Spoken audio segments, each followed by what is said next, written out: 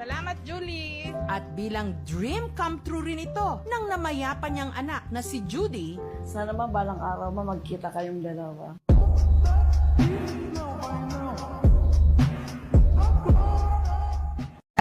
Sabi na nga po nila, bantay. Mga ganyang taon ng mga sakoy ba, pwede magpalitan nyo yan eh. Samantala, para malaman kung ano ba ang nakita ni Nale, Tambak na ito, tambak na. May ko na? Bata. Ha? Bata. Anong bata? Bata ang pwedeng pumasok.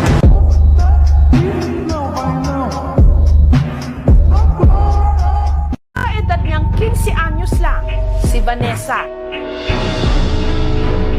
Meron ng stage 5 chronic kidney disease dahil di umano sa sobrang pagkain ng processed food at sobra-sobrang pag-inom din ng soft drinks. Hindi po ako mahilig magtubig. Parang iba po yung lasa ng tubig. Parang hindi po fresh.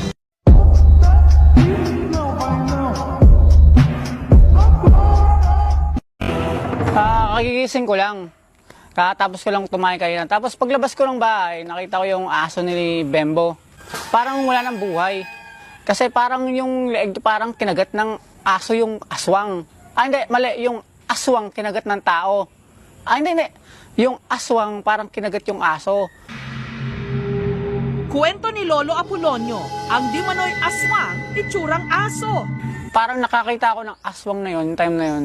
Binato ko. Kasi parang siyang aso na malaki. Tapos tumakbo doon, papunta doon sa malayo. Ganito rin daw ang nasaksihan ni June nitong Lunes lang ng Maraming dumadating. Gusto ko sana siya lang eh. Anong magagawa?